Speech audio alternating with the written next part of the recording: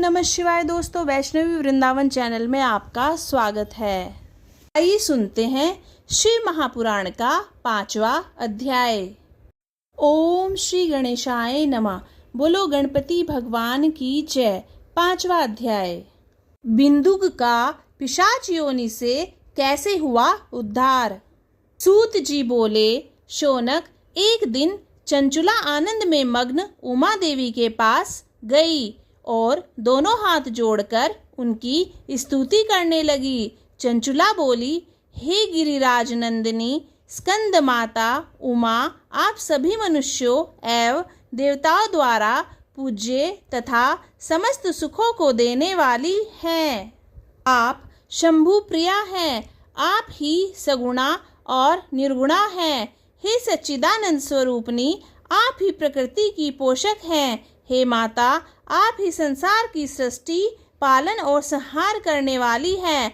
आप ही ब्रह्मा, विष्णु और महेश को उत्तम प्रतिष्ठा देने वाली परम शक्ति हैं। सूत जी कहते हैं, शौनक, सद्गति प्राप्त चंचुला इस प्रकार देवी की स्तुति कर शांत हो गई। उसकी आंखों में प्रेम के आंसू उमड़ आए। तब शंकर प्रिया भक्त वत्सला उमा देवी ने बड़े प्रेम से चंचुला को चुप कराते हुए कहा, सखी चंचुला, मैं तुम्हारी स्तुति से प्रसन्न हूँ। बोलो, क्या वर मांगती हो। चंचुला बोली, हे गिरिराज कुमारी, मेरे पति बिंदुक इस समय कहाँ हैं? उनकी कैसी गति हुई है, मुझे बताइए और कुछ ऐसा उपाय कीजिए ताकि हम फिर से मिल सकें। हे महादेवी, मेरे पति एक शूद्र जाति वैश्या के प्रति आसक्त थे और पाप में ही डूबे रहते थे। गिरिजा बोली, बेटी, तुम्हारा पति बिंदुक बड़ा पापी था, उसका अंत बड़ा भयानक हुआ।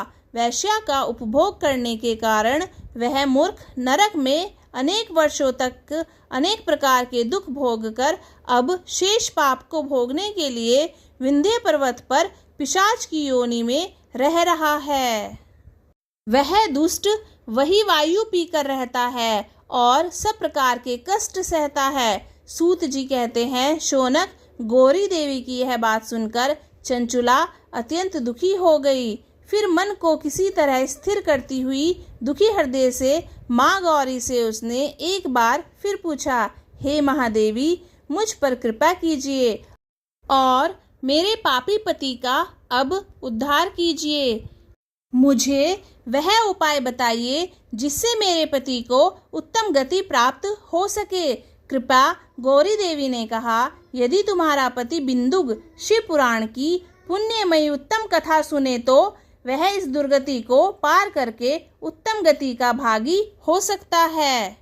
अमृत के समान मधुर गौरी देवी का यह वचन सुनकर चंचुला ने दोनों हाथ जोड़कर मस्तक झुकाकर उन्हें बारंबार प्रणाम किया तथा प्रार्थना की कि मेरे पति को शिव पुराण सुनाने की व्यवस्था कीजिए।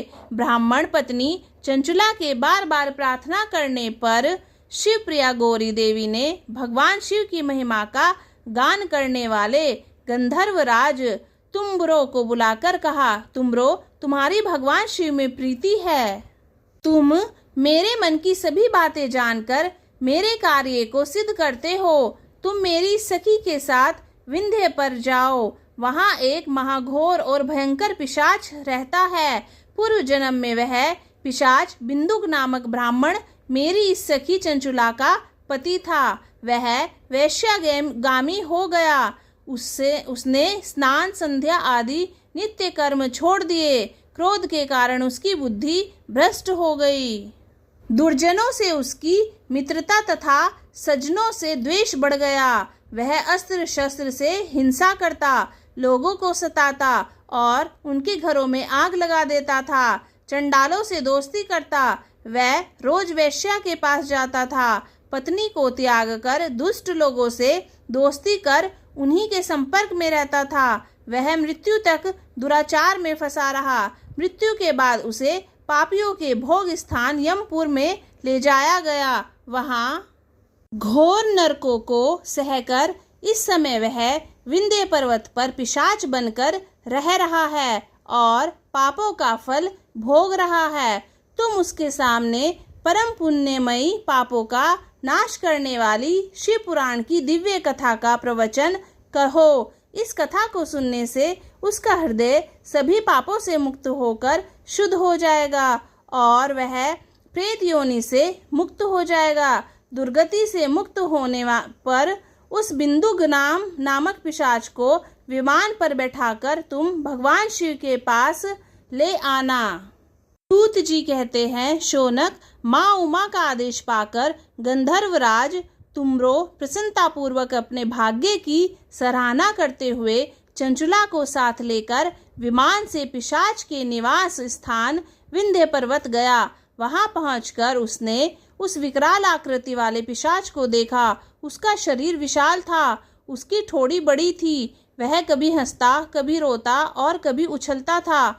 महाबली तुमरो ने बिंदुक नामक पिशाच को पाशों से बांध लिया। उसके पश्चात तुमरू ने परम उत्तम शिव पुराण की अमृत कथा का गान किया।